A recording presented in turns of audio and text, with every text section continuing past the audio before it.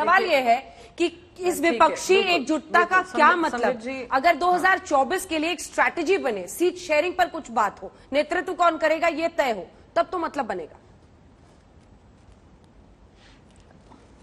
Okay सबसे पहले मैं संबित जी की बात बहुत ध्यान से सुन रही थी। मेरे भाई को बड़ी दिक्कत हो रही थी कि टीवी चैनल्स आजकल दिखाते हैं ब्रेकफास्ट कहाँ हो रहा है विपक्ष का, चाय कहाँ पी जा रही है, डिनर कहाँ हो रहा है, लंचेस कहाँ हो रहे हैं। भाई साहब यही टेलीविजन मीडिया है जो मोर के साथ जब प्रधानमंत्री समय बिताते हैं वो भी दिखाती है।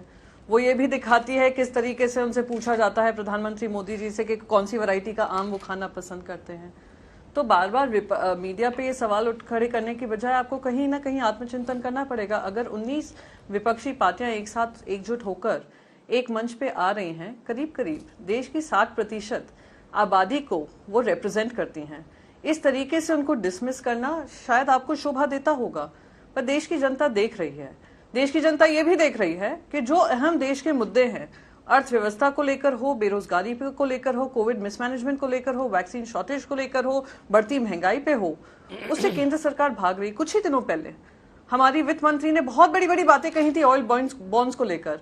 जनता ने ही सामने आकर उनका सच को उजागर किया है। आप ही की राइट विंग मैगजीन्स जो हैं वो खुद ही उनका कह रही हैं कि कितनी गलत बात कह रही हैं, जनता पे महंगाई की मार पड़ी हुई है और ये सिर्फ वाभी में लुटे हुए हैं, बिजी हैं। विपक्ष आएगा, चाय भी पिएगा, डिनर भी खाएगा, लंच भी करेगा और जनता के सवाल आप लोगों के समक्ष भी रखेगा। और रही बात 2024 की, अंजना जी आपने बहुत महत्वपूर्ण सवाल पूछा। 2024 आते आते समय है, नेतृत्व भी निर्णय होगा, नेतृत्व के बगैर भी चुनाव जीते गए हैं, देश का इतिहास गवाह है। साथ ही साथ मैं बस एक लास्ट चीज कहूंगी, ये 2024 तो छोड़िए, ये हमारे लिए एक बहुत इंपॉर्टेंट, हम सबको एक साथ एकजुट होकर संविधान की रक्षा करने के लिए और प्रजातंत्र की रक्षा करने के लिए एकजुट एक मंच पे आने की बहुत आवश्यकता है। और यही मैसेज पूरा मॉनसून सेशन ने दिखाया और यही मैसेज आज इस मीटिंग के माध्यम से हुआ है, जहां पे विपक्ष को एकजुट होकर केंद्र सरकार से सवाल पूछने पड़ेंगे, जो हम कर रहे हैं। केंद्र सरकार की जवाबदेही बनती है कि जवाब दें। ठीक है संबित जी, एक छोटा सा जवाब दे दीजिए, फिर मैं सफल साहब के पास जाऊंगा। हाँ, छोटा सा जवाब दूंगा।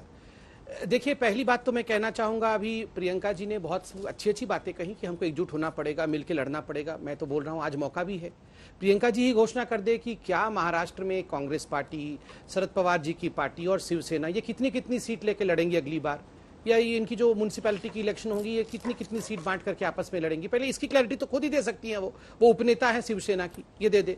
दूसरी बात है, इन्होंने कहा कि महंगाई पे डिस्कशन होना चाहिए, कोविड पे डिस्कशन होना चाहिए, कहाँ होने दिया पार्लियामेंट में। ये वर्चुअल मीटिंग तो आप इतना करके डिस्कशन कर रहे हैं, रियल जब पार्लियामेंट चल रहा था तब तो हुआ नहीं।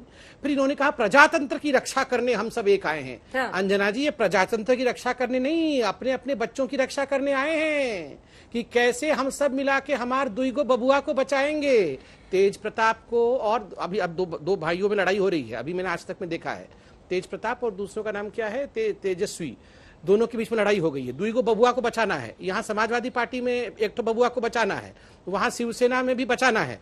ये आपको लगता है प्रजातंत्र बचाने आए हैं?